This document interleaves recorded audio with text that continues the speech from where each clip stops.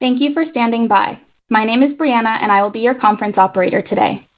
At this time, I would like to welcome everyone to the RH First Quarter 2023 Q&A conference call. All lines have been placed on mute to prevent any background noise. After the speaker's remarks, there will be a question and answer session. If you would like to ask a question during this time, simply press star followed by the number 1 on your telephone keypad. To withdraw your question, again, press star 1. Thank you. I will now turn the call over to Allison Malkin of ICR. You may begin your conference. Thank you, Brianna. Good afternoon, everyone. Thank you for joining us for our first quarter fiscal 2023 earnings conference call. Joining me today are Gary Friedman, Chairman and Chief Executive Officer, and Jack Preston, Chief Financial Officer. Before we start, I would like to remind you of our legal disclaimer that we will make certain statements today that are forward-looking within the meaning of the federal securities laws, including statements about the outlook of our business and other matters referenced in our press release issued today. These forward-looking statements involve a number of risks and uncertainties that could cause actual results to differ materially. Please refer to our SEC filings as well as our press release issued today for a more detailed description of the risk factors that may affect our results. Please also note that these forward-looking statements reflect our opinion only as of the date of this call, and we undertake no obligation to revise or publicly release the results of any revision to these forward-looking statements in light of new information or future events. Also, during this call, we may discuss non-GAAP financial measures, which adjust our GAAP results to eliminate the impact of certain items. You will find additional information regarding these non-GAAP financial measures and a reconciliation of these non-GAAP to GAAP measures in today's financial results press release.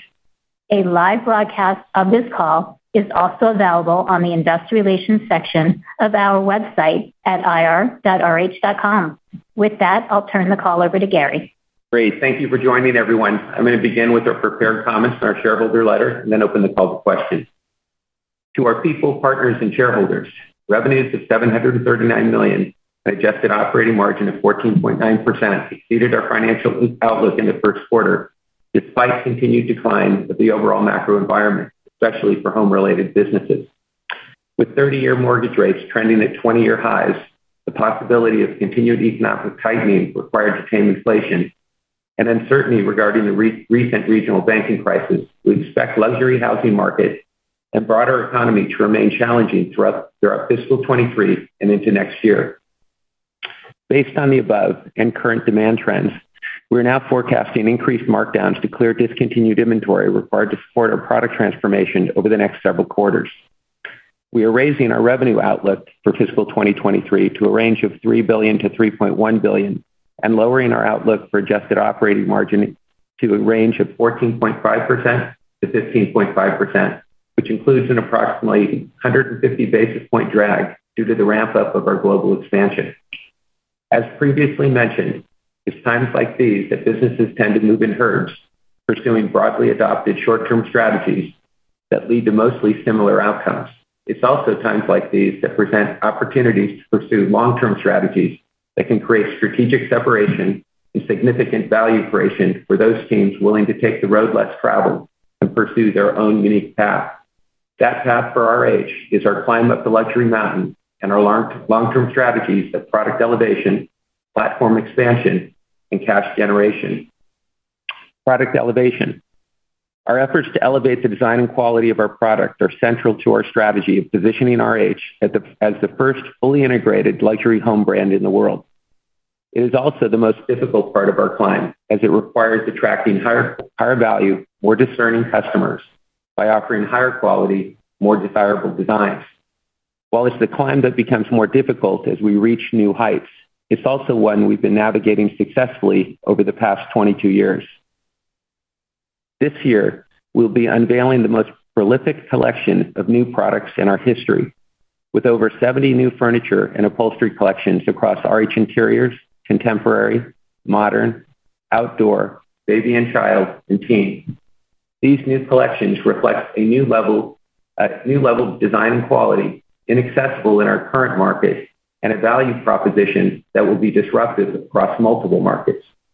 We also believe the new collections will generate a level of excitement and serve as an inflection point for our business in the second half of the year. The new collections will be gracing the pages of a new sourcebook design with the objective of creating a cohesive collection of titles, reinforcing our design and quality leadership with our trademark belief inscribed across the cover. There are pieces that furnish a home and those that define it. Platform expansion. Our plan to expand the RH brand globally, address new markets locally, and transform our North American galleries represents a multi-billion-dollar opportunity. This summer, we'll be introducing RH to the UK in a dramatic and unforgettable fashion with the opening of RH England, the gallery at the historic Aynhoe Park, a 17th century, 73-acre estate that will be a celebration of history, design, food, and wine. RH England includes 3 full-service restaurants, the Orangery, the Conservatory, and the Loggia, plus 3 secondary hospitality experiences, the Wine Lounge, the Tea Salon, and the Juicery. Guests will appreciate views of Europe's largest herd of white deer grazing on the vast and scenic property from the 46 windows adorning the south-facing main building, and can enjoy a glass of wine or afternoon tea service while sitting around monolithic stone fire pits on the grand viewing terrace. One of the most unique attractions at RH England is the Aynhoe Architecture and Design Library, featuring rare books from the foundational masters of architecture, Palladio, Scamozzi, and Alberti. The centerpiece of the collection is one of the first printings of De Architectura, the 10 books on architecture by Vitruvius, whose work from the 1st century BC inspired Leonardo da Vinci's drawing of the Vitruvian Man 15 years after Vitruvius sketched the original. The principles at the core of Vitruvius's philosophy have also inspired the RH design ethos, which is reflected in our galleries, interiors, and gardens. The gallery will also include the Sir John Soane exhibition, honoring one of England's greatest architects in partnership with Sir John Soane's Museum in London. The exhibit will touch on his life story and detail some of his most famous works, including Aynhoe Park.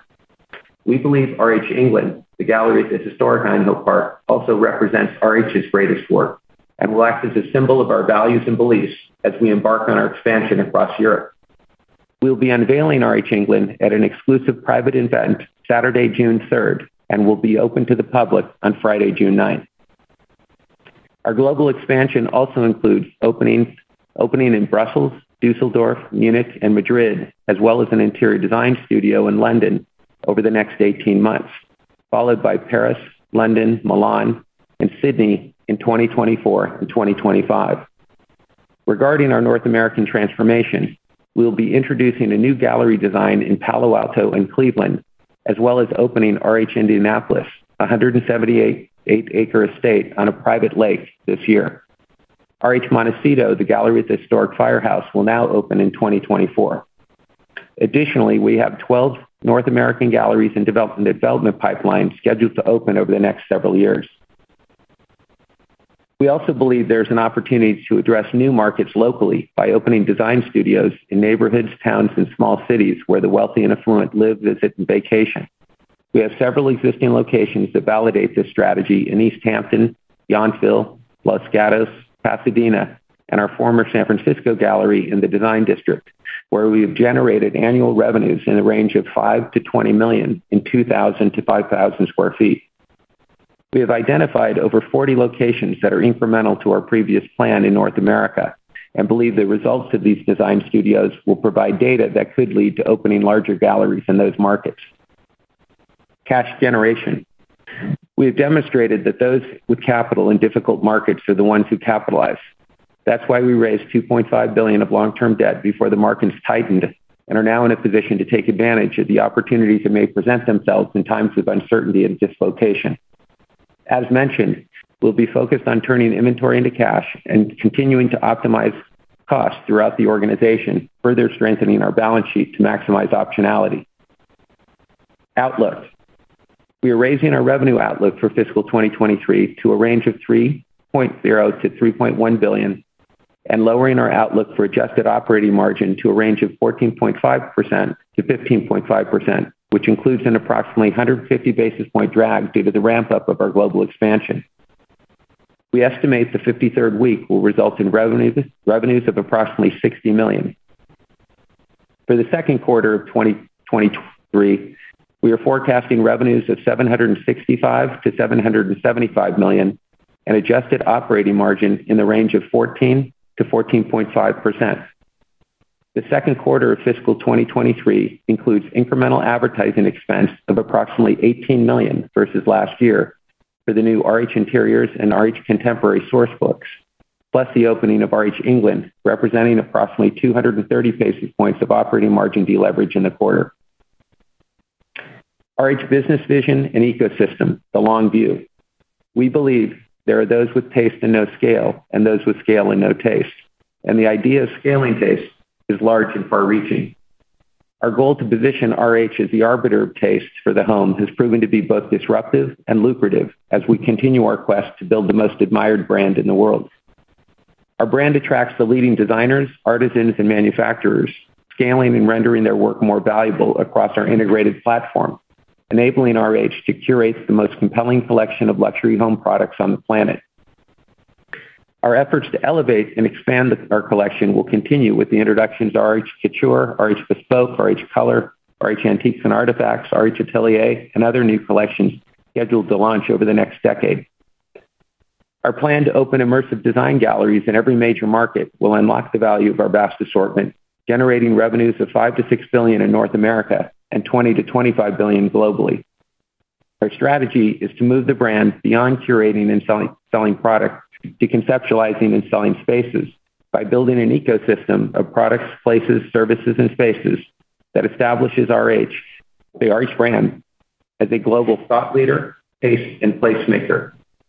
Our products are elevated and rendered more valuable by our architecturally inspiring galleries, which are further elevated and rendered more valuable by our interior design services and seamlessly integrated hospitality experience. Our hospitality efforts will continue to elevate the RH brand as we extend beyond the four walls of our galleries into RH guest houses, where our goal is to create a new market for travelers seeking privacy and luxury in the $200 billion North American hotel industry. Additionally, we are creating bespoke experiences like RH Yountville, an integration of food, wine, art, and design in the Napa Valley. RH1 and RH2 are private jets, and RH3 are a luxury yacht that is available for charter in the Caribbean and Mediterranean, where the wealthy and affluent visit and vacation. These immersive experiences expose new and existing customers to our evolving authority in architecture, interior design, and landscape architecture. This leads to our long-term strategy of building the world's first consumer-facing architecture, interior design, and landscape architecture services platform inside our galleries, elevating the RH brand and amplifying our core business by adding new revenue streams while disrupting and redefining multiple industries. Our strategy comes full circle as we begin to conceptualize and sell spaces, moving beyond the $170 billion home furnishings market into the $1.7 trillion North American housing market with the launch of RH Residences, fully furnished luxury homes, condominiums, and apartments with integrated services that deliver taste and time value to discerning time-starved consumers. The entirety of our strategy comes to life digitally with the World of RH, an online portal where customers can explore and be inspired by the depth and dimension of our brand. Our authority as an arbiter of taste will be further amplified when we introduce RH Media, a content platform that will celebrate the most innovative and influential leaders who are shaping the world of architecture and design. Our plan to expand the RH ecosystem globally multiplies the market opportunity to $7 to $10 trillion, one of the largest and most valuable addressed by any brand in the world today. A 1% share of the global market represents a $70 to $100 billion opportunity. Our ecosystem of products, places, services, and spaces inspires customers to dream, design, dine, travel, and live in a world thoughtfully curated by RH, creating an emotional connection unlike any other brand in the world.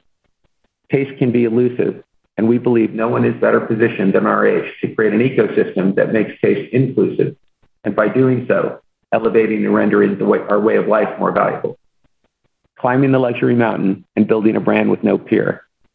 Every luxury brand from Chanel to Cartier, Louis Vuitton to Loro Piana, Harry Winston to Hermes was born at the top of the luxury mountain. Never before has a brand attempted to make the climb to the top, nor do the other brands want you to. We have a deep understanding that our work has to be so extraordinary that it creates a forced reconsideration of who we are and what we are capable of, requiring those at the top of the mountain to tip their hat in respect. We also appreciate that this climb is not for the faint of heart. And as we continue our ascent, the air gets thin and the odds become slim. We believe the level of work we plan to introduce this year, inclusive of our new collections, new sourcebook design, new gallery design, and the introduction of RH to the UK in an immersive and unforgettable fashion, will continue to demonstrate the imagination, determination, creativity, and courage of this team, and the relentless pursuit of our dreams. Over 20 years ago, we began the journey with a vision of transforming a nearly bankrupt business with a $20 million market cap and a box of Oxidol laundry detergent on the cover of the catalog into the leading luxury home brand in the world. The lessons and learnings, the passion and persistence, the courage required, and the scar tissue developed by getting knocked down 10 times and getting up 11 leads to the development of the mental and moral strength that builds character in individuals and forms cultures in organizations. Lessons that can't be learned in a classroom or by managing a business. Lessons that must be earned by building one or by reaching the top of the mountain. Onward, Team RH. Carpe diem, Gary. At this point, operator will open the call to questions. At this time, I would like to remind everyone, in order to ask a question, press star followed by the number 1 on your telephone keypad. Please limit questions to 1 question and 1 follow-up, and re-queue for any additional questions. Thank you. Your first question comes from Steven Zaccone with Citi. Your line is open.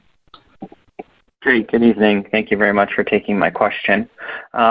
I wanted to start on the need to take the increased markdowns. So, Gary, I was just curious if you could comment, what you saw in the business over the past couple of months, that this was updated in guidance now versus, factoring into your original outlook when you spoke to us in the end of March. Sure. Well, I think what we've seen is an increasing headwind from a demand point of view, and a slowing of our cycling through our discontinued inventory. As we've increased our markdowns to begin to cycle through this product to be prepared to move the old product out and bring the new product in, and then just projecting what it may cost us to cycle through transforming all of our galleries. Remember, we've got product in all of our galleries that we have to kind of do floor model sell-off and transition through our outlet business. We now believe it's going to cost us more from a markdown perspective to move through that inventory in this environment. Okay, fair enough. Then the follow-up question I had was on the UK market opportunity. I think it was a couple calls ago, you talked about the potential size of the UK market being as large as California. I guess on the, on the cusp of opening England now, how do you think about the opportunity now? Maybe how do you think about the competitive environment, how you plan to merchandise this first gallery? Anything you could say would be helpful. Thank you. Sure. I don't think we see anything that's different from how we've always viewed the opportunity. I think, the timing, is from just the macro environment is somewhat different. So, our initial expectations are more muted, as you would expect.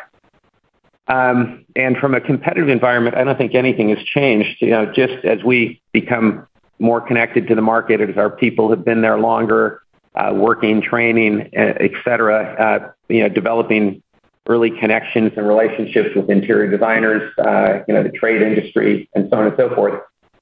We believe it's going to be a huge opportunity for us. But there's also a lot of unknowns in a new country. So, we believe we're being, cautiously optimistic as we dip our toe in the water and begin. And I just remind everyone that RH England,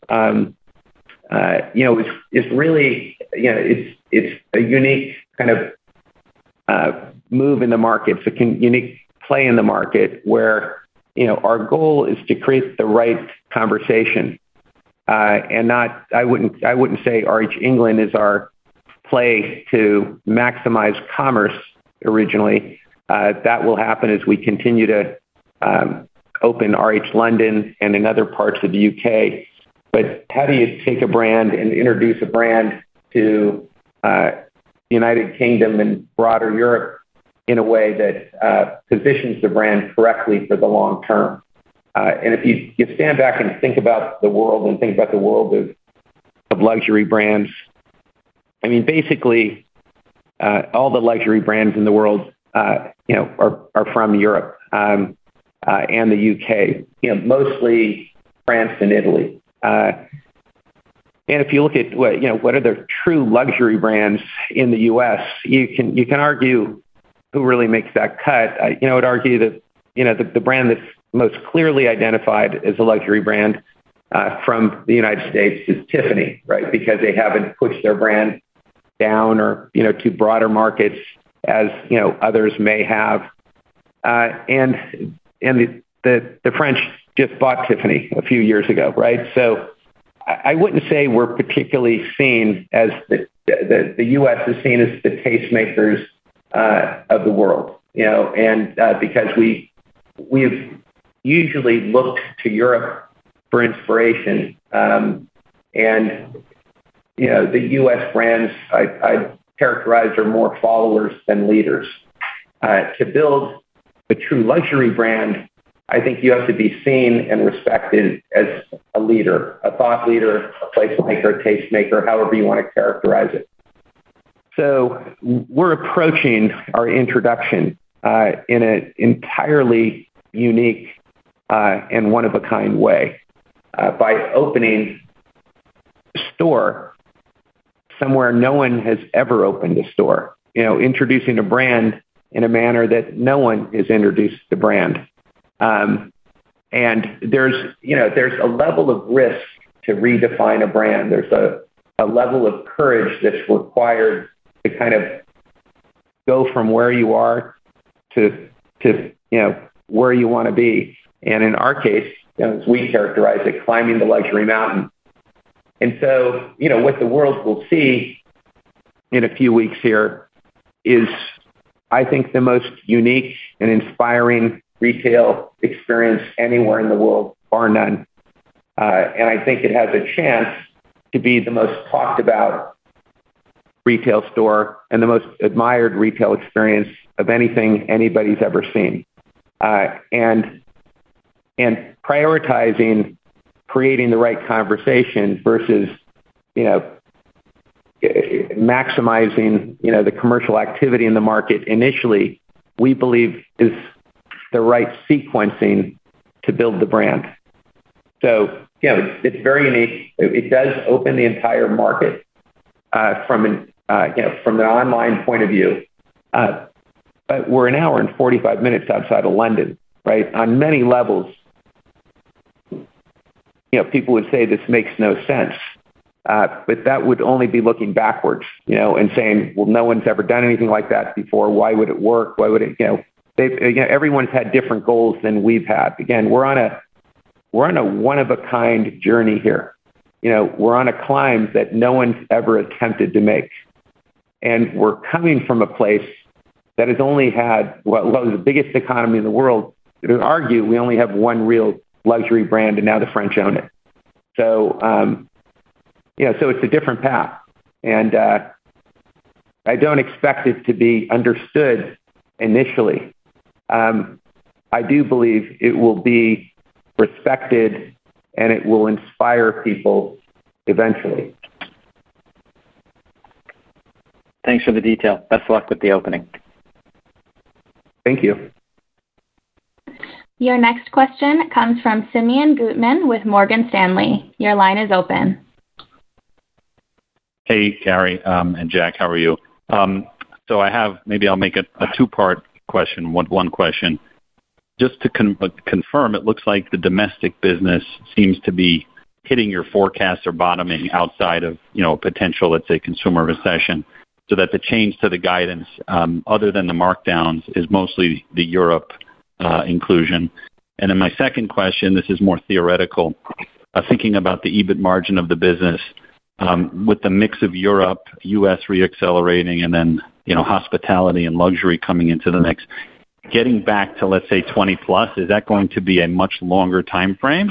Or how should we think about that? Thank you. I think it depends on the macro. If we get stability and, there's any kind of, the headwinds stop and subside, you're going to have a new baseline. And I think it's, depends on how well, we've executed this next major product transformation. I mean, we went through transformations like this.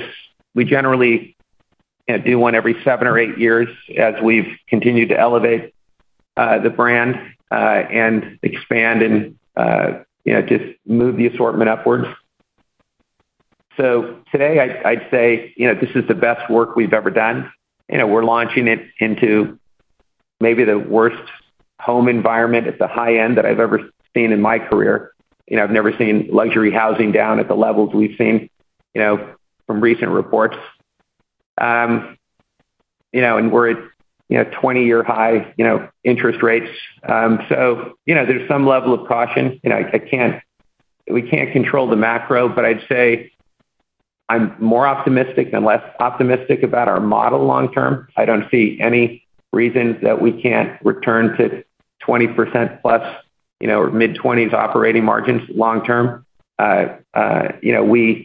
We have to prove out, the European strategy and expansion. I think we have to be, smart how we allocate capital and how we build that infrastructure, and how we keep things simple. I think our strategies, I think it's unique. We're not duplicating corporate roles in Europe. We're not looking at Europe as a separate business with a separate infrastructure besides, our supply chain distribution piece, but that too is even an extension of what we do in the U.S. So we look at the world differently than I think most people before us and historically have looked at a global expansion. I mean, we kind of look at countries in Europe like states in the United States almost, except, there's the borders are different. There's some uniqueness there. But we run our business very well in North America. And from our view, we're building really a global leadership team, and a kind of a global organization that will lead and oversee the business in an identical way that we do in North America, except that there are some unique differences within the countries.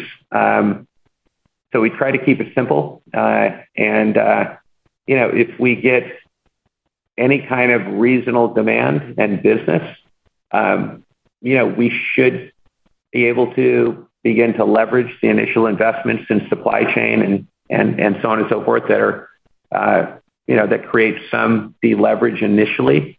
I think we have a whole new whiteboard really, to kind of address, how to physically open the brand in the U.S. So we don't have to reverse engineer that. We don't, when I began here, we had 106 legacy stores, that weren't designed for the vision, the business that we had. And so we've had to reverse engineer this thing and, go from, taking nothing about the infrastructure was correct for the brand. We've got a clean slate, building the right infrastructure for the brand. They deliver furniture in Europe. That's not unique to North America. Furniture gets delivered every day. There's all kinds of things that happens.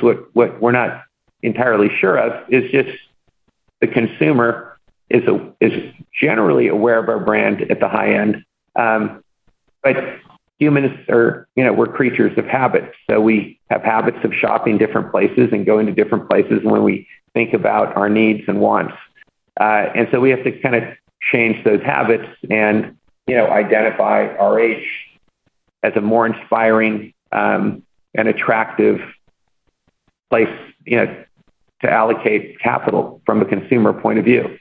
And, and we think our assortment, especially as you see us go through this transformation over the next several months, we think it's unmatched in the world. We think our design leadership, our quality, and then the value equation for that design and that quality, we think our value equation is as disruptive as ever. And, if I look back and I'd say, hey, where did we maybe kind of not optimize, our business, last couple of years with all the tariff, hits from the cost level, the supply chain costs that went up all through COVID, the price changes that were taken, and then when you have easy business, I think our value equation suffered.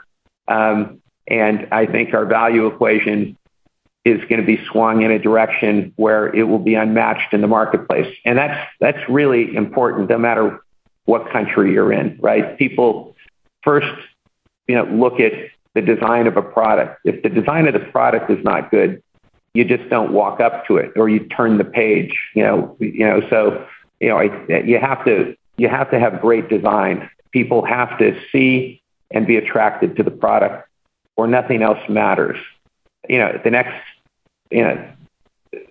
thing you have to win on is you have to win in quality. And so, consumers are going to look at the design. If they love the design, they're going to get closer. They're going to look closer. They're going to, walk up to it, touch it, interact with it, and they'll make, a perception about quality.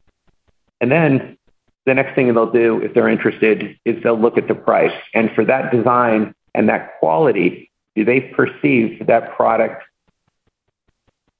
is a good value, a great value, or not a value? And then that will create the decision to purchase or not purchase, right? And that's why everything we do is through a lens of design, quality, and value. And I think if I look back and critically look at what happened over the last, call it 3-4 years with, all the conflict with China, the tariffs, all the dislocation of supply chains and all the increase in freight, increase in raw materials, increase in product costs, so on and so forth, and then an easy demand environment, I think the world took prices up, and we all know that because inflation, went to 40-year highs, right? And, that is going to affect things, and I think we're probably, somewhat too arrogant in our ability to raise pricing in an easy demand environment. And as the easy demand environment has waned, it's required us to kind of really challenge, is our value equation going to create the level of demand, that we believe is right for the business? And so, I think people are going to really respond to this new product transformation. I think it is the best design we've ever done.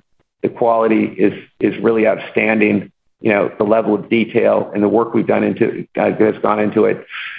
And because we've now had some experience with Italy, with Italian upholstery, Italian sofas, so on and so forth, and other places, people see that we actually can, scale and, have the ability to create efficiencies at the higher end of the market, that our value equation is going to be significantly better at very high margins. So I wouldn't say the value equation is going to result in a lower margin structure than we've run. It may result, once we've cycled through, just the discontinued product that we have to move through to transition, to this next kind of climb and step up the luxury mountain for our brand. I think it's going to be, the best value proposition we've ever had, because we've really worked on it. And, we've really, just been super critical thinking and really challenging and, really looking at the competitive environment and the competitive environment from a broad point of view, like, up and down the food chain, and to make sure that, we are disruptive, not just at the high end, we're disruptive, I'm not saying going all the way down to the low end, but, in some of the cases, I mean, we're disruptive everywhere. And I think when you do that, that's when you can get a real outsized share of the market. Okay, thank you. Your next question comes from Curtis Nagel with Bank of America. Your line is open. Thanks very much. Good afternoon. So kind of along similar lines of Simeon's question, Gary, just love to hear an update on the contemporary line. Fully realize it's an abnormal year, of course, but just in terms of how many galleries it's been rolled out to and what the reception's been for the ones where it's been in place for I guess an appropriate amount of time where it could be judged in terms of the reception. That'd be really helpful. Sure. Yeah, I'd say we're happy with the response of contemporary. Considering the environment, it's only been rolled out to 4 galleries, and the reason why we didn't push it farther is because we have so much more newness and so many more choices to think about moving into the business. So we've held some of it back because I think contemporary, I'd say, it was our worst level of execution from what I'd say the disruptive value equation, right? I think that's where I'd be most critical of us. Some of the price points just hit highs that, again, maybe in a tailwind, in a COVID, everybody's buying everything and everybody wants everything tomorrow. And, you're in, the biggest migration from cities to suburbs and second home markets, in any history we've seen. I think we're just too aggressive with the pricing, too arrogant maybe to some degree. So, we've relooked at that. We've, looked at the sourcing. We've challenged everything.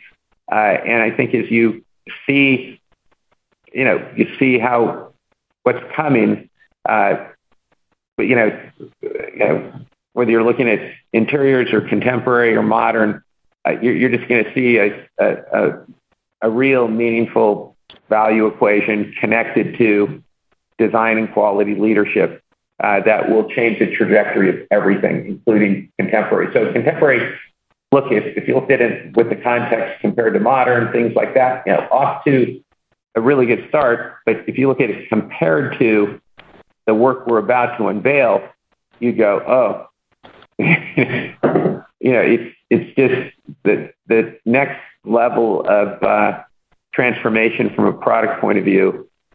I think is going to kind of it's like having a trump card, in a game. It's just going to win. We believe. So yeah, I look at contemporary not just in isolation, but integrated with the broader thing. I think everything, interiors, and modern are going to look entirely new and different. Contemporary is going to also look pretty new and unique. There's a lot of new collections. Contemporary, collections. Contemporary really only, what do we have? 5 full collections, 4 full furniture collections, and that will, I think, it more than doubles, right? Yeah. So contemporary, you're really seeing this next phase is a much more robust assortment. Okay, great to hear and really helpful. Just one other quick follow-up, Gary. Just curious to hear a little bit more detail on the format for Cleveland and Palo Alto. I know Palo Alto, I think, is a little smaller, like 25,000 square feet. But anything else in terms of perhaps how it's sorted, the layout, the feel? Just curious, to hear more about that format that you mentioned. Yeah, in a lot of ways, they represent an aesthetic change and a freshening. You'll see us begin to evolve away from gray, and create really the platform for where the goods are going. We've kind of ridden the gray wave for the last, 14 years or so. And there's big cycles in product. People ask me a lot, hey, but what's next? And how do you know what's next? And where do the trends come from? And I like to say, the trends in our business come from the dead.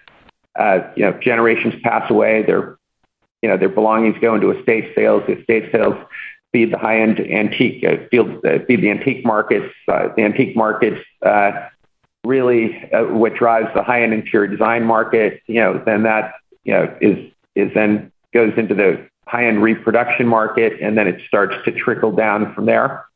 And if you look at kind of the major trends, whether it's was kind of what I call the Belgian European look that we kind of exploded at a commercial level, throughout the United States in 2009, 10, 11, 12, 13.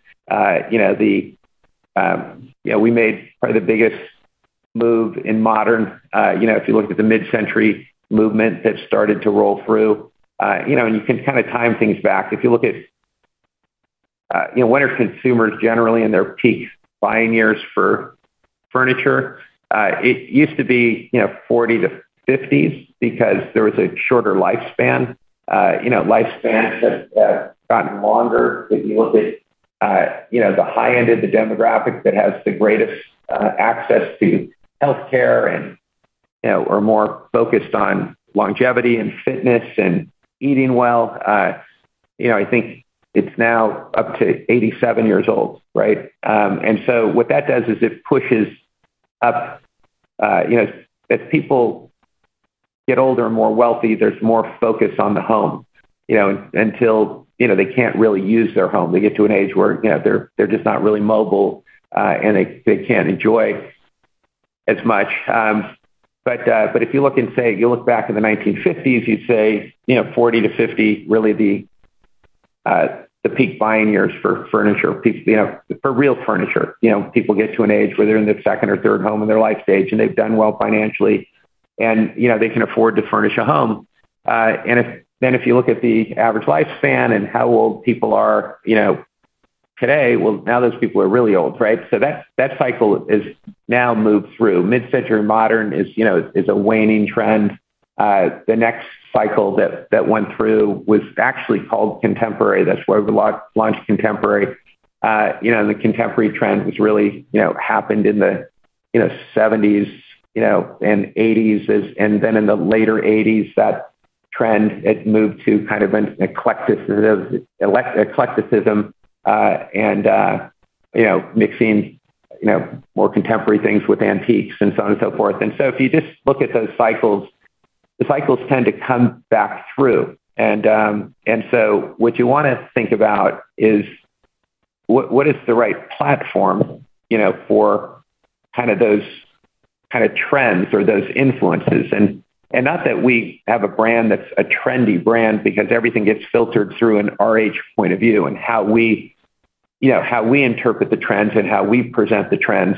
But I'd say, as I've looked at retail throughout my career, one of the things I've been critical of others is I've just seen people create a retail concept and then roll out 300 stores, and 7 to 10 years later, they're all old and tired, and it becomes a dead concept. And the platform that you place your product in, is either going to render that product more valuable or less valuable. And so as we look at our product transformation, and this is really the largest product transformation in the history of our brand, is our platform prepared to render that product more valuable? Now, the good news is, from an architecture point of view, they're beautifully architected and timeless buildings. And they're perfectly balanced and symmetrical. They have fresh air, natural light. They're proportioned, correctly. All the things you wouldn't change anything to the buildings. So a lot of the buildings we built, right? I mean, can arguably stand up to great historical architecture. It's all the same principles. But the way we skin them, no different than what are the surfaces, the finishes, the colors, the backgrounds, and how they're presented. What does that canvas, that background look like is very, very important. So in a lot of cases, it's kind of an aesthetic surfacing kind of feeling that will be, I think, a more relevant and exciting canvas and background to amplify the product.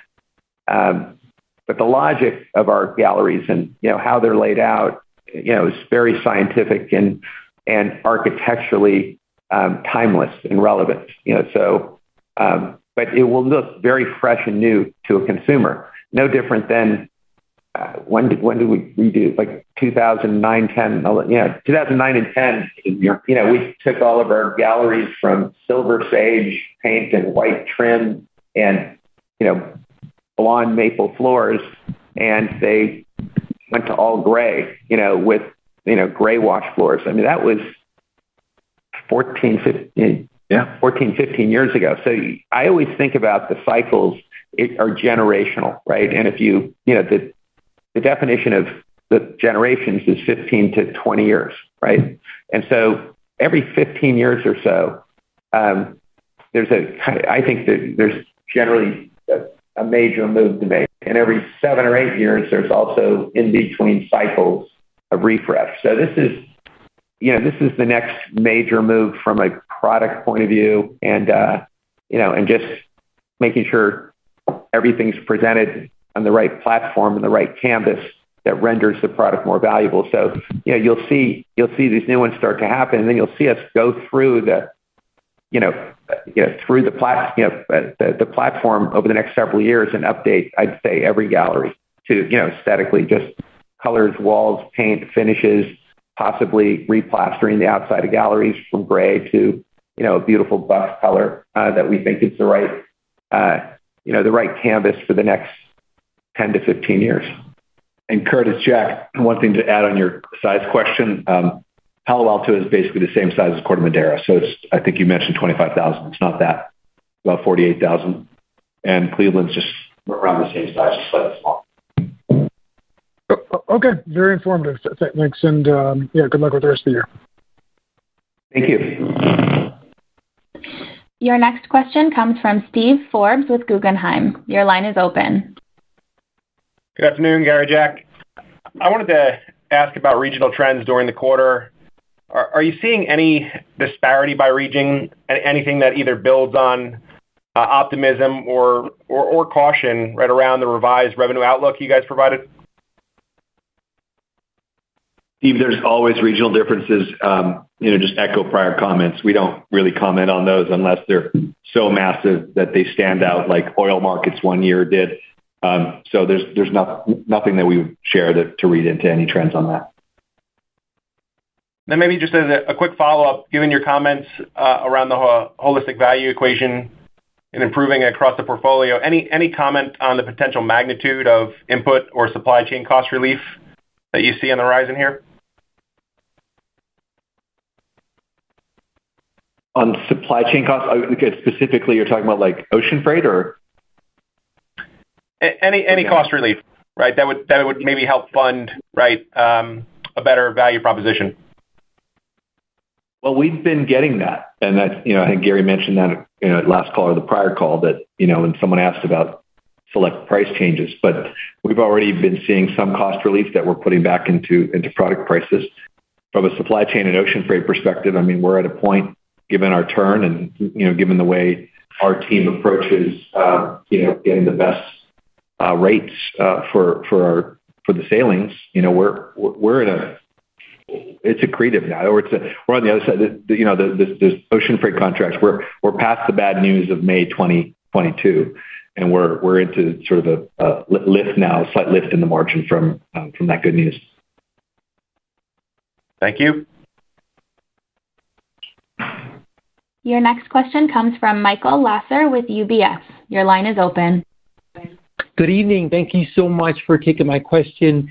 Gary, as you had mentioned before that you might have been too aggressive with increasing some pricing. And in the past, you've talked about pivoting to serve a more affluent consumer, and that might have limited your addressable market. Should we interpret some of your current thinking to be, hey, maybe we have to peel back to serve a broader community of customers at maybe lower price points, because that would ultimately drive the sales of the business higher and in turn the profitability of the business higher? I'd say I'd start, with the lens of design, quality, and value, right? And I think we've been most successful when we've won with design. We have the best design in the market. That design is at a quality level that's, appreciated and respected. And for that design and quality, the value equation is disruptive, clearly to the market above us. If you look at any people left and right, massively disruptive, and even disruptive to slightly below us, just because we really have, the biggest platform, right? So we have the ability to have real scale. And I think as we've launched Contemporary, been moving the brand up, when demand is easy, like it was through, the event of COVID and the migration that happened because of COVID and the focus on the home because people couldn't travel and, the shifts in spending by big market segments. When demand is really easy, and you can get higher prices, you tend to take them. And then all of a sudden it flips, and it makes you reevaluate. So as we reevaluate, just where our pricing was, and has been, I just think, you got to remember, we went through a big pricing cycle increase because of tariffs, right? And then we went through a massive supply chain disruption and raw material costs going up, labor going up, everything going up, freight going up, that massively impacted pricing. And so I'd say, probably we, as probably anybody in our industry, optimized, what you could get, and I think that you're going to see some people repricing things and trying to optimize whatever market you're going after. So ours is a little trickier because we're moving up, right? And we're trying to get a more affluent consumer and get a bigger piece of their wallet because they spend exponentially more on the home. Not a little bit more, exponentially more. I mean, customers above aren't worth a little bit more. They might be worth 10 times more. You think about the peak of the pyramid. It's like flipping the pyramid upside down when you look at spending on the home, at the really affluent levels. And so, we are still going after those customers. We've got to win there on design and quality. And our value will be massively disrupted there because we're the only platform with scale in the entire world, in these products. And so, when RH creates a relationship with anybody from a manufacturing point of view, it's a big deal to those people because we can change their lives. And if they put their product on our platform, it changes everything. But we've got to always think about, that's a great value. If it's not a great value, people will look around, but if it is a great value and they trust you for that value equation, they don't even have to think about it. And I think in the age of the internet, you have so much more visibility, you have so many more prices, so many more, choices. It's harder to distinguish, I'd say, both design and quality online, but I think that all works its way out at the end because, if you buy something and you thought it was really great value and you get a piece of crap in the mail, and the quality's crap or the finish is crap and, it's not good, you're going to return it, or you're never going to shop there again. So that will all shake out over time, like all the marketplaces and all this other stuff. I think those will all really serve branded product that like consumer goods and things like that. You're buying some toothpaste or whatever you're buying. It's from this brand. It's what you buy. But when you have a lot of blind product, and our industry is, I'd say, more blind product than branded product. It's sometimes it's a little confusing for a customer, but it all works itself out. Like if you go on to, name your marketplace, there's just an endless aisle of choices. One, they're not curators. Two, not from a design point of view, or not from a quality point of view, and not from an aesthetic taste, or point of view. So, our platform really is unique in the world today. And I think what we're doing next is going to prove that. So, I think you're always, every business is going like, how big is that market and where do I go and so on and so forth. I think, it's really difficult. I think it's difficult for any of us in this home industry where all of a sudden, boom, your demand goes up 40 points. First it goes down 40 points, then it goes up 40 points, and all of a sudden you can't get, you have too much goods, and you don't have enough goods, and anything you can throw out there, customers want, can you furnish my house next week? And so on and so forth. And then all of a sudden you get on the other side of COVID, and then you compound that with, the inflation, which required, the fastest rise of interest rates in history, which, firm grasp for the obvious, that's not good for mortgage rates or the housing market.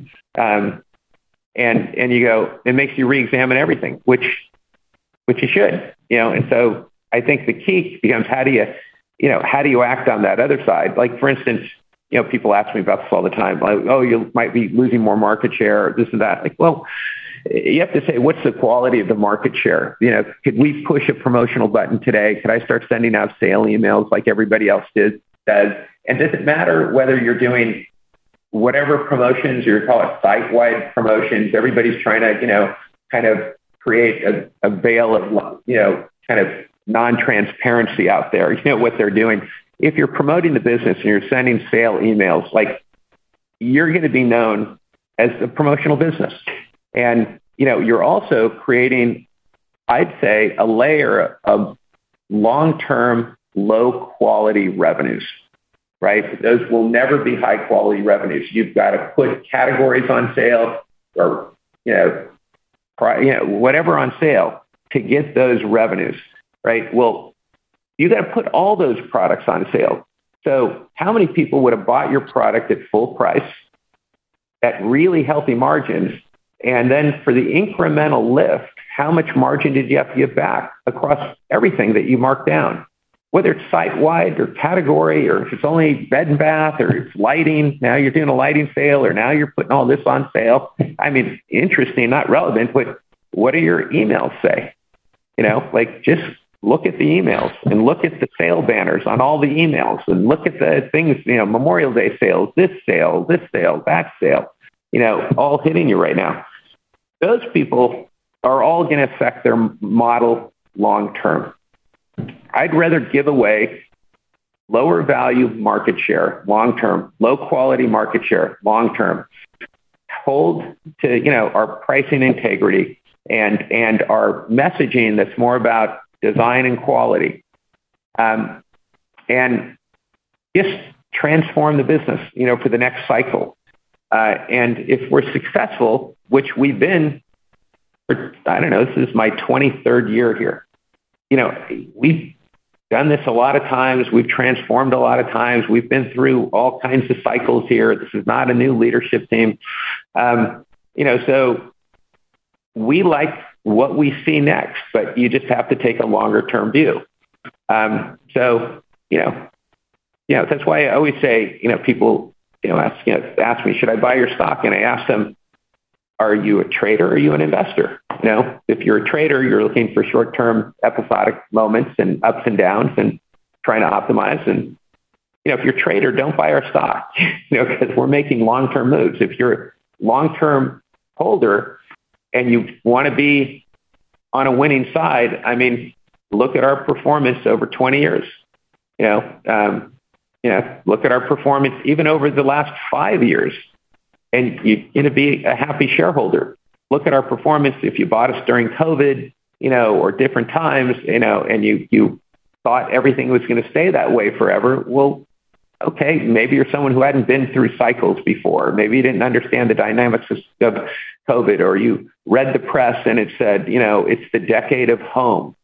It wasn't the decade of home. It was it's a goddamn pandemic. That's what it was. It's a temporal thing. So, but now we're on the other side of it. Now we're in high interest rates. What are the choices people are making, and what are going to be long-term choices, and what are going to be high-quality choices? If I was worried about the stock price on a quarter-to-quarter, year-to-year basis, I know some CEO that had a short-term view and wanted their stock options to vest and sell out at the right time, I might push the promotional buttons. But, I'm the largest shareholder of the company. It's taken me a long time to get here. I'm not going anywhere. And, we're going to do the right things that are going to reward long-term shareholders and investors. So just a different game, how we look at it and how we think about it. And, we'll make tougher long-term decisions than other people will. We'll be an outlier sometimes on the lower end, like right now. We're clearly somewhat underperforming other people because we're not pushing promotional buttons. But over the long term, I think you'll find, we're going to be a big winner, and we're very confident about that. It's just, during times like these, we look different. And then over the long term, we also look different. Thank you for all that. Just so we can calibrate our models and forecasts properly, if you had to guess collectively, how much do you think you will roll back price? Is it going to be in the double-digit range? So on average, 10% across the assortment? Is that a reasonable guess? No, I wouldn't say we're going to roll back price, at a broader level, right? It's, again, we're going through a major product cycle. Do you see us lowering price on the cloud sofa? Yes. We'd lower price on when did we introduce the cloud sofa? 2015. 2015, right? So we're in our 8th year, right? So things in their 8th or 10th year, like that, they start to wane, and you've got to, you're going to have more. How many dupes in cloud sofa? Who doesn't get an email every day of, another cloud sofa knockoff on TikTok or on this thing, or, it's a famous sofa. But it's also, it's the sofa that carried us the last 10 years. It's not the sofa that'll carry us the next 10 years. And not that I'm telling people don't buy a cloud sofa. It's a great sofa. It'll be here the next 10 years, but I don't expect it to perform the same way. It will just find its new level. So, we'll be more competitive, but we also, our manufacturers will be sharpen their pencils, and everybody's sharpen their pencils because they want to keep as much market share as possible. So I wouldn't think, I wouldn't call it a big rollback. I'd say, I think of it really about a spring forward, because there's so much newness. You really got to kind of look at where the product's going, not where it's been. And so, and then, also look at what is the current competitive environment, and what does it take to be, to win, and winning on a large scale generally means being disruptive, and again, you have to kind of really look at it through the lens of design, quality, and then value based on that design and quality. And I think based on the design and quality that we have coming, I think we're going to be massively disruptive. So. Thank you very much and have a great day. Thank you. Your next question comes from Seth Sigman with Barclays. Your line is open. Hey, everybody. It's sort of a follow-up to that last question, but just thinking about last quarter, you announced some cost reductions, the $50 million in annualized savings. I guess just in light of the markdown pressures and your demand comments and that this could just last longer, which is not unreasonable, how are you thinking about the potential for further cost reductions and maybe other levers or opportunities to maybe address any other inefficiencies? Thank you. Yeah, I think we're always looking at that. So, but look, we had a meaningful change in demand. And whenever you have a meaningful change in demand, whether it's to the positive or the negative, there's going to be investments or you're going to rationalize costs, right? You're going to constantly, we look at the organization every year and we try to re-architect the organization based on where we think the business is and where it's going. And we try to, always look for efficiencies and always look for better ways to do things. So, but, we had always known, look, if there's a meaningful step down on the other side of it, we're obviously going to have to optimize the organization. At that time, that's what we did. If demand weakens again and so on and so forth, we'll make the right decisions for the business and try to optimize things and, sharpen our pencils just as, any good leadership teams would.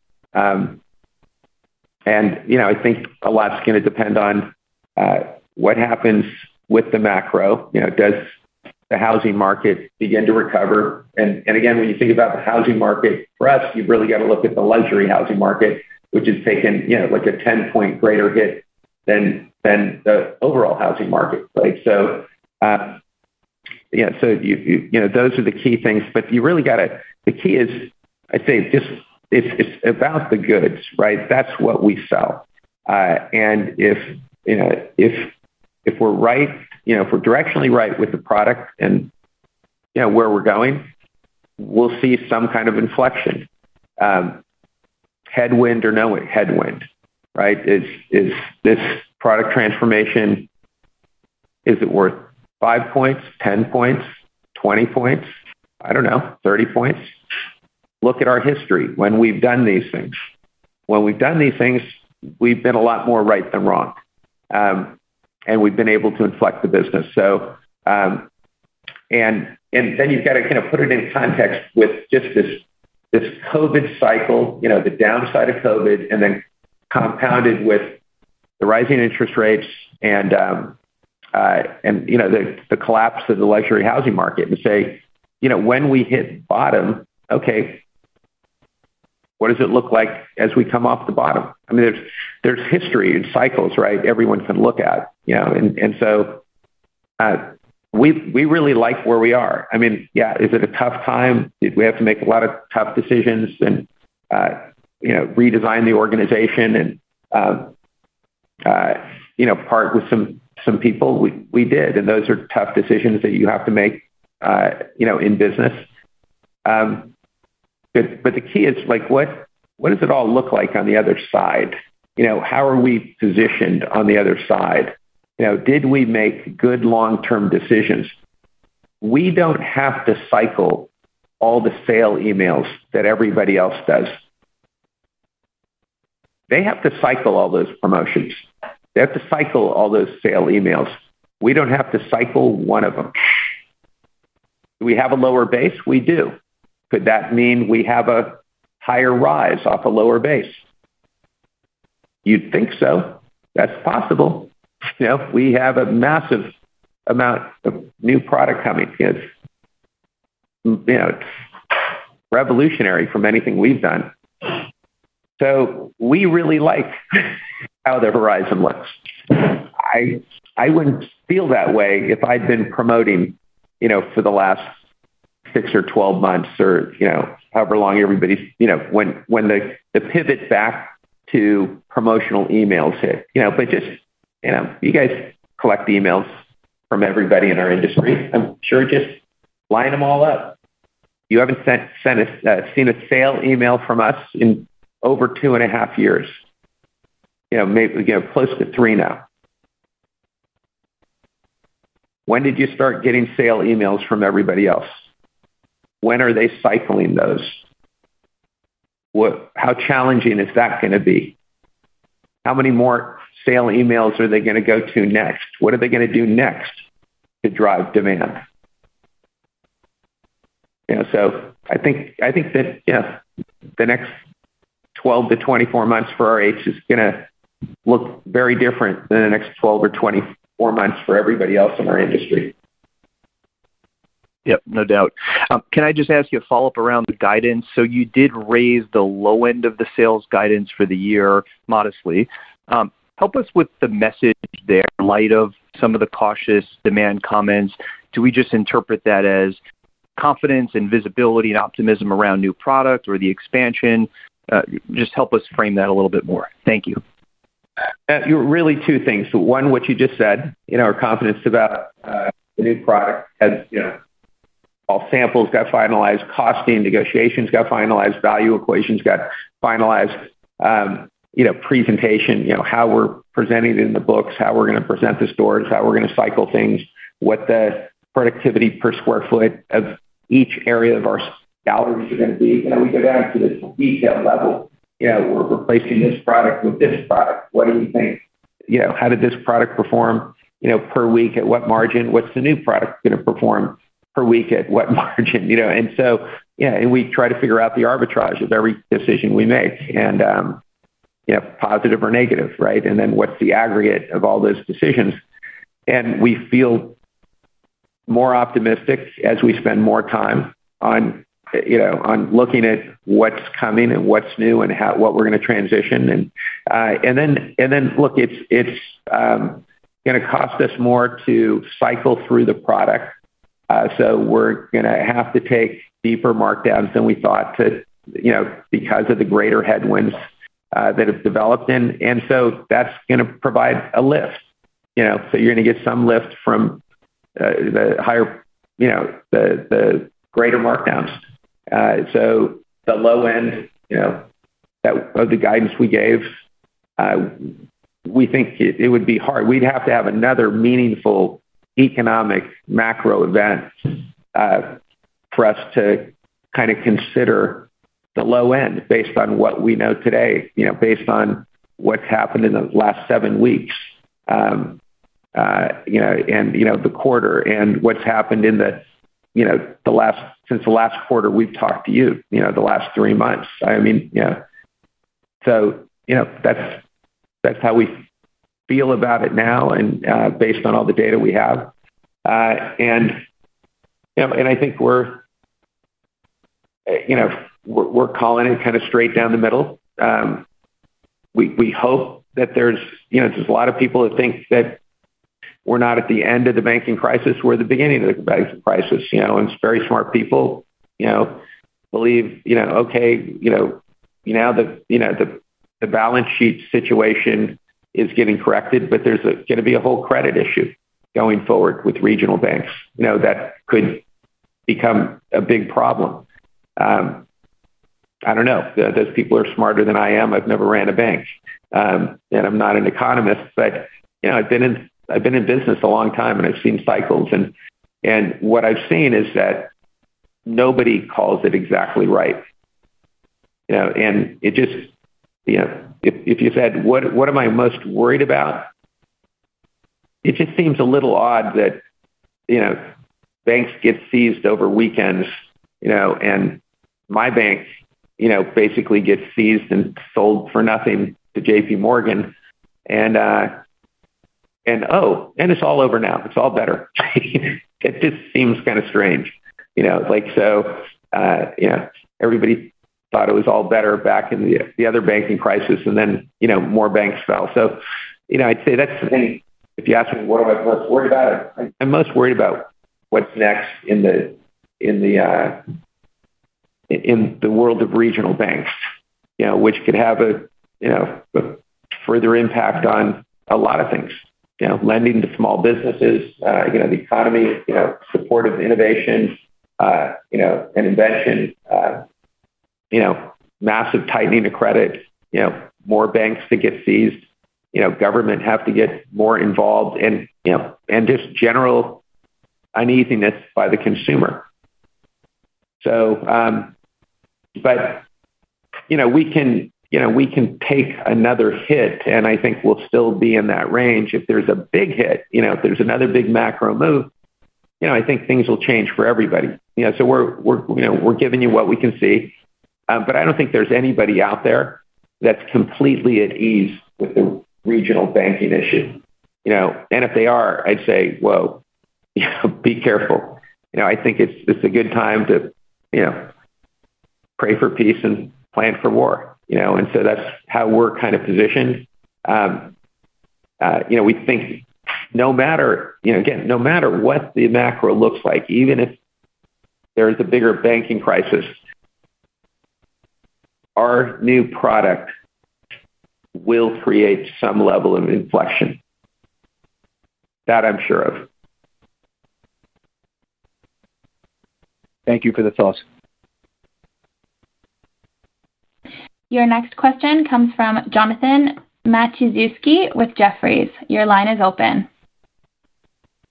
Great. Good evening, and thanks for taking my questions. Gary, I wanted to follow up on your comments regarding the most discerning households being 10 times more valuable in terms of luxury home furnishings.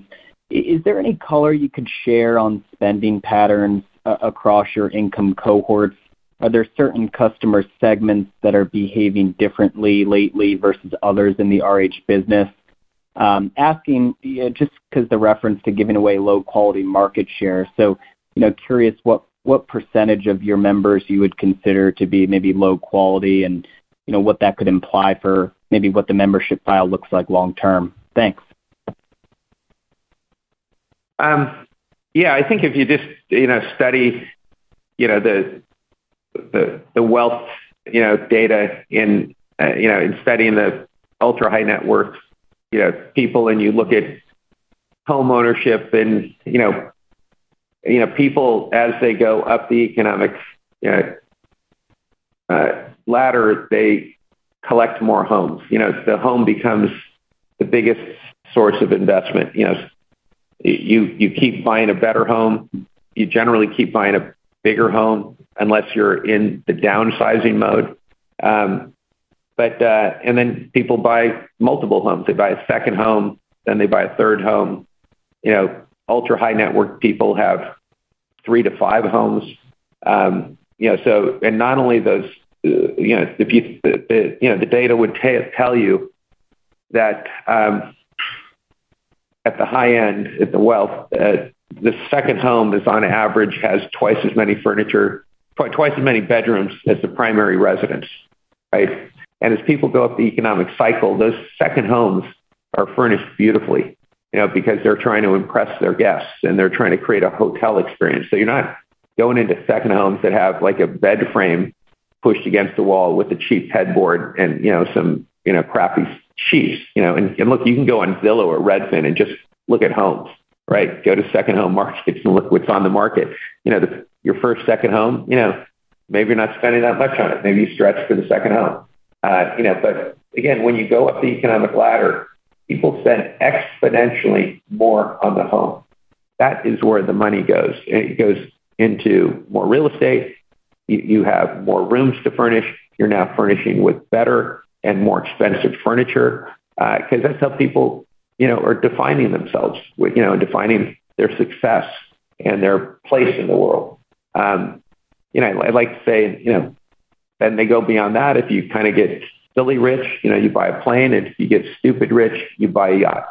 And that's why we have our planes that are also available for charter, and we've done RH1 and RH2 and RH3, because we're trying to communicate to those consumers.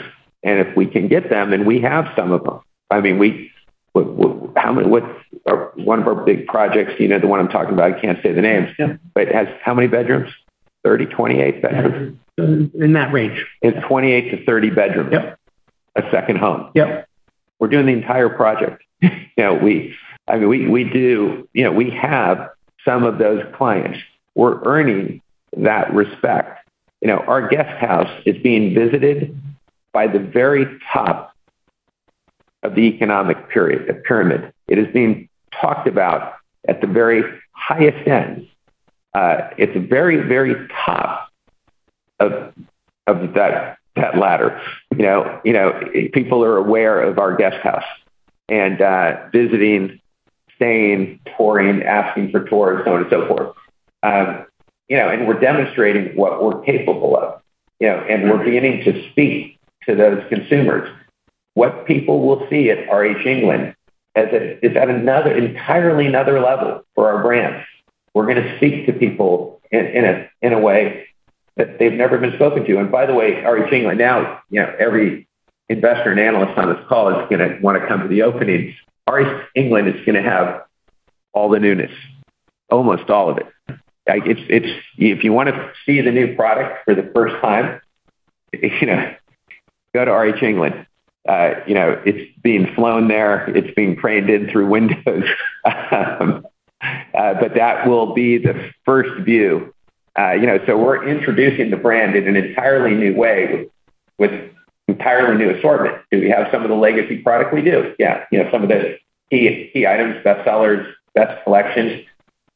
But it's like, what percent is new? 70% of that gallery is new. So, and how many rooms do we have? There's over 60 rooms, 60 furnished rooms. Yeah. Yeah. So, you want to see the new, you want to get a head start and everybody else come to the opening party.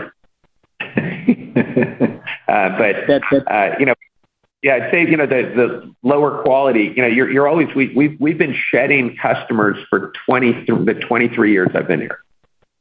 Like, we're building a luxury brand. That's just going to happen. It's just going to happen. But if you do it right, you're going to have a positive arbitrage, which we've always had, and I think that, we're going to have it again, so I think this move is going to create another positive arbitrage. I think people are going to look at the design and quality of the goods at the highest end, and they're going to go, oh my God, this is incredible. And they're going to, look at the price and think like, this is such an incredible value. Do my whole house. We just did, another, I can't say names, person's house, that just, and they did 100% RH contemporary, where the conversation is starting to really happen at that next level, but you got to stay with it. You got to keep investing. These things like, what the places we build, whether it's the galleries in RH San Francisco, our most recent one, or our guest house, which our restaurant in our guest house just made the Michelin Guide. Tell me another retailer in the world that has restaurants, that has a restaurant listed in the Michelin Guide. We didn't get a star, but we had the Michelin Guide. We had one of the best chefs, arguably the best chef in the entire world, eat at our restaurant 2 nights in a row, and said they could dine there 2 or 3 times a week, and thought the food was outstanding. Gave us some feedback. You expect the best chef in the world to give us some feedback on what might be better. A little bit more salt here, this, that. But for the most part, a glowing review.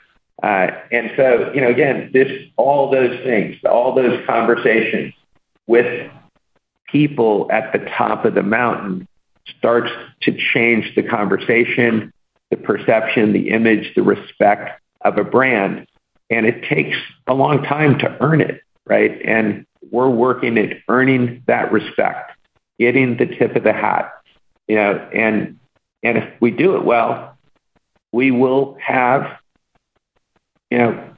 higher quality, higher value, more discerning consumers that just spend multiples of consumers that are just a click or two down from them. A lot more. Not a little more, because they have a lot more money. And I would argue, if you look at it, the baby boom generation, luckily studies are saying, if you're at the high end and you have access to to health and healthcare and you take care of yourself and stuff. Like I was saying, the average age is like 87 lifespan now, right? That's up from 77, for lower economic, demographics. So what are people going to do as they're living longer? I don't know if they're going to save money. I think they're going to spend money. I had someone really say something to me, that's like, did you fly private to get here? And I said, yes. And they said, well, good, because if you don't, your kids sure will. And I thought that was a really funny comment. People that, I think it's going to be baby boomers. They're living longer. It's the biggest, pot of wealth. There's going to be the biggest wealth transfer, but I think there's likelihood we're going to see an acceleration of spending because people are going to say, I don't have that much longer to live. And I think they're going to loosen their pocketbooks. So I like all these, kind of sub things underneath, this main trend. I like coming out the other side. I like where we're positioned for the next 5 to 10 years. I think, we get through the cycle here over the next, 6 to 12 months. I don't see it lasting much longer than that. I think, 24, I think, is going to look a lot better than 23. And I think, if we get inflation under control and whatever happens in the banking thing, you got to kind of let it happen. Again, I wish they'd just say they guaranteed all the deposits or something. So, they just stop everything. But we still do have, a credit reckoning that's got to come through. I mean, there's no way those banks lend like they were lending, right? So that's going to have some effect on the economy. But nonetheless, no matter what happens, the path we're on, I think, is a path to a really profitable model and a really enduring and lasting brand.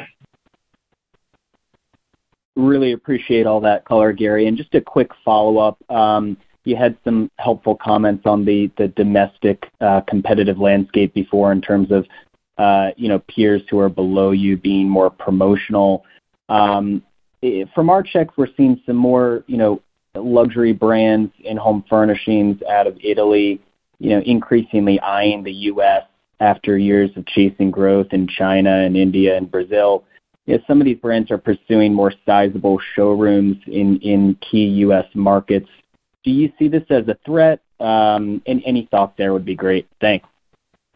Yeah, look, everything's a threat, so we don't take anybody for granted. But I just say that our value proposition versus those brands is massive. And they also, most of those Italian brands are two things. One, they're just mostly category focused, right? They either are a, upholstery brand selling sofas, sectionals, chairs.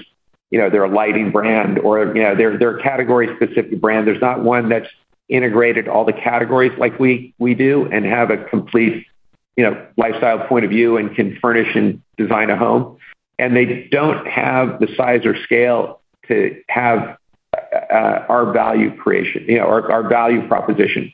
So our value versus the brands the ones I think you're talking about, I think we're massively disruptive to those brands. And especially now that we're sourcing out of Italy ourselves. When you've got made in Italy versus made in Italy, and you have a significantly better value proposition because of, your size of your platform. And then I say that the one other thing I mentioned is they don't control their distribution, right? Some of the brands you're probably talking about, the most famous one, I think, has 800 points of distribution in the U.S., and they control, I think, 4 points of those 800 points of distribution. So there's a whole kind of convoluted platform, and pricing discrepancy. They don't really get to control price. They've, got a lot of dealers, representing them, and it can take them a long time to kind of build what we've built. But nonetheless, look, they're great brands. They build great product. I like our positioning way better than theirs. Way better. really helpful. Best of luck. Yep. Thank you. Your next question comes from Brad Thomas with KeyBanc Capital Markets. Your line is open. Hi, thanks. Good evening. A follow-up on England. Was wondering, Gary, if you could just give us a little bit of an update on how you're going to be dealing with the supply chain and logistics. Obviously, the furniture industry can be a challenging one from a logistics standpoint. How do you ensure that the customer has a great experience for you, especially these early customers that you get in the months ahead here? And then I was wondering, Jack, if you could give us any color on how you're thinking about the financial impact from England in the second half, particularly from a top-line perspective. What's baked into the guidance? Any color there would be great. Thanks. Yeah, let me start with the supply chain. We feel really confident. I mean, we've had our team boots on the ground over there for 18 months to 2 years.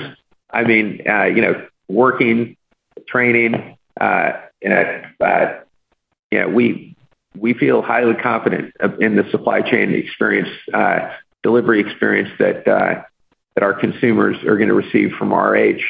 And then, one of the keys is just making sure, we figure out how to be efficient on the reverse logistics. You're always going to have some level of returns in any business, and how we handle that, and the ability to, not have too many touches and liquidate, efficiently through an outlet network and so on and so forth. All those things that we're working on. There'll be some things to learn where the demand going to all come from, across the UK. Some things to work out, but I feel highly confident. We've got a great team. We've got a lot of people who've been with us for years that are over there. Oh, yeah. Yes, Steph, I don't know if you want to. Yeah, no, we in our England gallery, we're going to have 8 folks on the gallery side and another 5 for hospitality that are from RH in the U.S. And then from a supply chain perspective, we have, one of our best guys over there now. Leading it. Yeah. Stein's there, so we feel highly confident. Yeah. That, on every level that we will execute well. But there's going to be things for us to learn. Like, we don't know exactly where the demand's going to come from. We don't know exactly, we have to, just acclimate everybody to our brand, our services, and everything that we offer. And, so we'll see how the ramp is. I'll tell you one thing, the response to the party invite has been incredible. We thought we were going to have X number of people, and now all of a sudden, just after a few days, we think we might have 2X number of people coming. So if anybody's on this call and you want to come, let us know quickly, because at some point we've got to cap this thing. We're really worried, gosh, we're out here in the countryside and we're doing this opening party, we sent an email invite, how many people are going to come, and it looks like everybody's coming. So as long as they're, in town, it looks like everybody's coming. So on the second question, we haven't said, Brad, so, it's modest, and I think we'll all learn together. At one time, Gary had projected that, first year sales or demand of England could be 50 to 250. The point is we'll learn together. We'll share data when we have it, but it's a modest amount. It's not worth highlighting. It's in our guidance.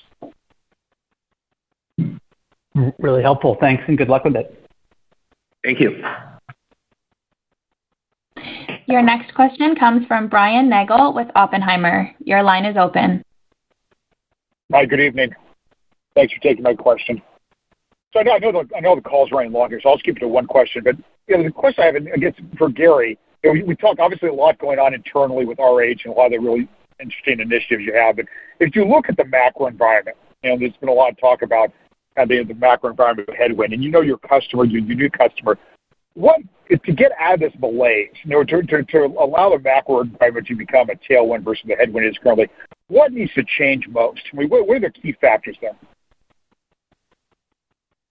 I don't know if I got that quite right. What's Yeah, your connection wasn't the greatest. Yeah. Maybe just kind of repeat the question, just make sure we get it right. Yeah, I apologize. I'm driving. So just from a macro standpoint, as you think about your customer and the headwinds, the other macro headwinds, to get out of this malaise, what needs to change? What do you think is most important from a macro standpoint to really start to change here to drive for your customer? Yeah, I think we just got to find out where the bottom is, right? Like things just have to stabilize somewhere.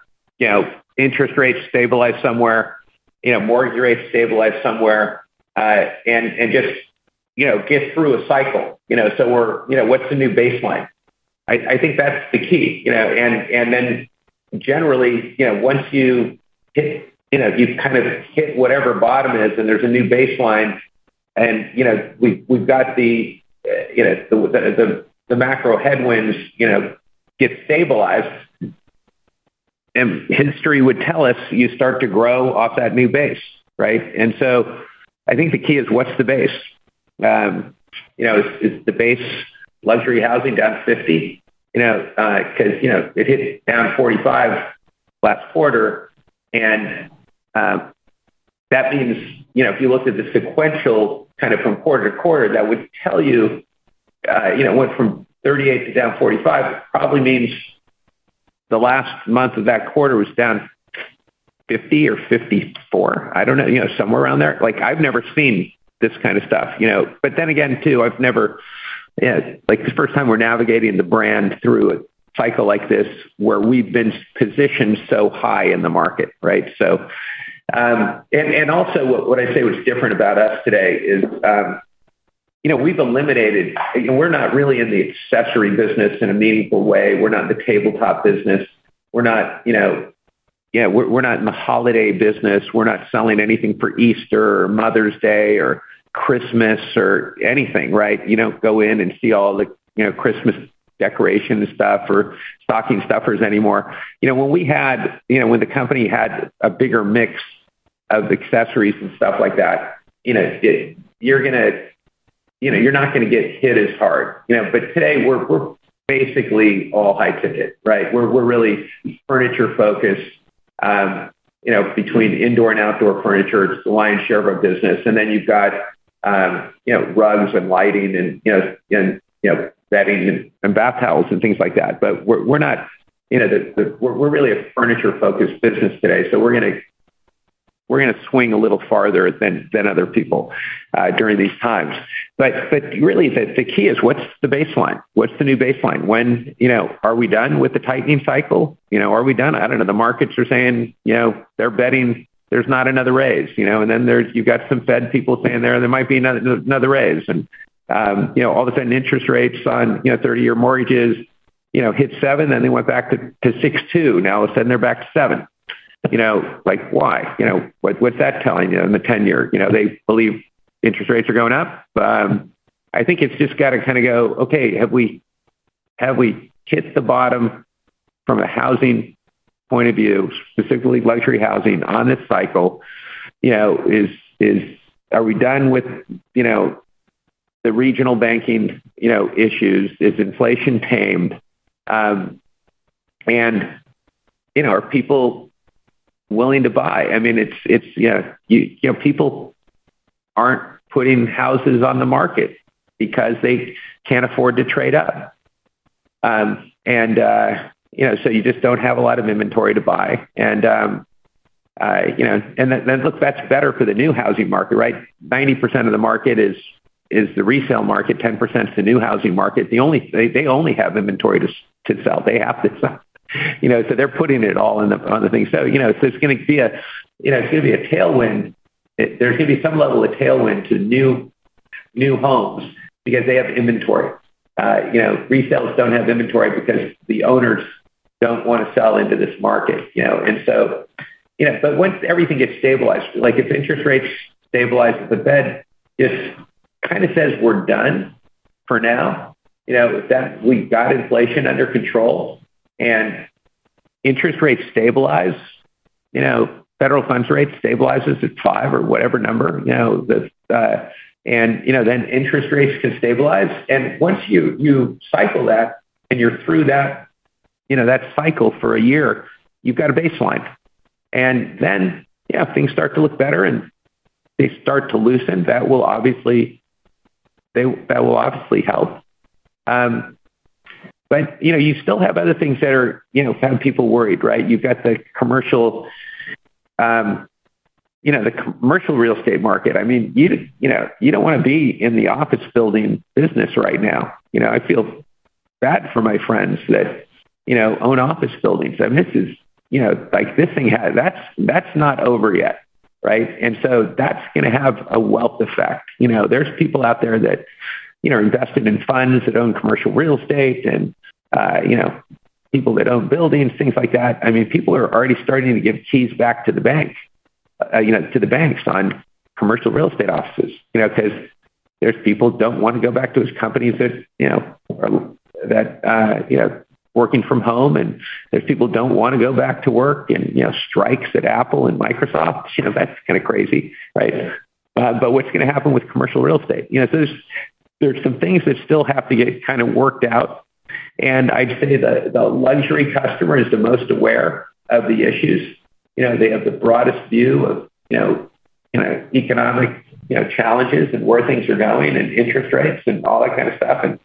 And when they're going to start buying houses again, when they're going to decide to start selling their, houses, that'll create activity. And I think once everything stabilizes, people kind of go, okay, this is the new reality.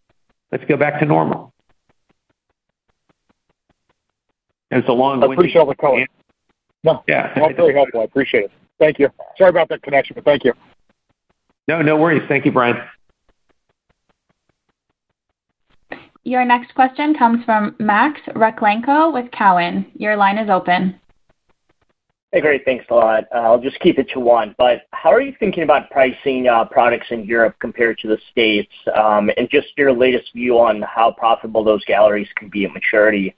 I think you previously thought once galleries mature, they could potentially have higher margins than in the States. So just curious for an update there. And then just any differences in cost structures that we should keep in mind. Yeah, we believe that. We're a lot of debate on pricing. We're going right up to the wire. Trying to do the math on everything and make sure we understand it. And I believe that long term we could have an accretive strategy, because I think we're also building everything kind of on a clean sheet of paper. So it should be the most efficient from a supply chain point of view. There should be efficiencies and things, just because it's all going to be new thinking and our best thinking. And we'll learn a lot in the beginning here. So, I just say, look, every plan we have generally is some degree of wrong. Are we more right than wrong? That's the key. Are we strategically right? We're going to be wrong on a lot of things at launch. Whether it's pricing, where's this, the point is are we strategically right? Because we'll improvise, adapt, overcome, modify, and as we get going. So, we're excited to just get going and start learning. But look, there's debates like right now. Where should we price this? Where should we price that? And, who are competitors over there, and what does it look like? And more to learn. I'd say directionally, I feel exactly the same way. But we're not in the game yet. So ask us in 6 months, we'll have a much better view. Got it. Thanks a lot. Thank you, Max. Your next question comes from Seth Basham with Wedbush. Your line is open. Thanks a lot, and good evening. My question is around inventories. As you take these markdowns to clear excess inventories, do you expect your inventory to be clean by the end of the fiscal year? Yeah, I think we'll have everything in line by the end of the year. Great. And then similarly, with the 70 new collections you're planning for this year, do you expect to be in stock in meaningful quantities so that they can be materially additive to sales this year? We do believe that. Yep. I think we'll be in really good shape mid second half. There's always with the ramp up of this much newness, different timings, different things as they go into production and some delays here or there, and as they're going through final finishing and getting into ramp up, moving from sampling to production. But we'll be kind of some things will be in stock, end of second quarter, some beginning of third quarter, some mid third quarter. I'd say mid third quarter. Let's see. Late third quarter will be really good. Late third quarter as far as shipping, right? And again, think about our business. Our business will generate demand even if we're not really in stock because people are working on projects. But I think we'll be able to understand what the inflection point potentially can look like. I think by late third quarter, and we'll have a lot more data and information and see where the consumer's really responding and what that looks like. And for us, look, we've got to place certain bets and we've got to buy goods long term because if on certain things that's our job, right? Is to know what's going to be great. And again, we never buy anything 100% right ever in my entire career. The point is, are we directionally right on the investments, on the buys? And some of these things are going to be really big, right? So we've got to make big bets. We've got to buy inventory kind of out there because furniture can't scale. You just can't ramp up furniture production fast, not at these quality levels. So, so we'll learn a lot and, we'll cycle through but that's why we're really, really excited about 24 because we'll have some really good data, by the end of the third quarter. And we'll be making a lot of much better decisions as we look out. And then we have another, layer of newness that is going to come, as we cycle into the spring. There's a lot of newness kind of coming through, either late this year, some of it might come or we'll hold it for next spring, depending on what the responses are. But, so yeah. Fingers crossed. That's really helpful. My last question is just on your pricing strategy and architecture as you move up to the very high end and you bump up against pricing from timeless designers. Do you see that being a challenge to convert high net worth customers to shop RH when they could buy the true designer piece? Yeah, I think we're pretty much, a really good value against any of that. There's always going to be interior designers that will take somebody's product and go to, their local area upholstery guy and knock it off, So, but for the most part, we're going to be, against the showrooms and against, the real luxury brands, in the categories and stuff like that. We're going to be a disruptive value, so I think our competitors are going to be scrambling. Okay, thank you. Good luck. There are no further questions at this time. I would now like to turn the call back over to Gary Friedman. Great. Well, thank you everyone for your interest and, we hopefully will see some of you at the opening of RH England. And other than that, we'll talk to you next quarter. Thank you. This concludes today's conference call. You may now disconnect.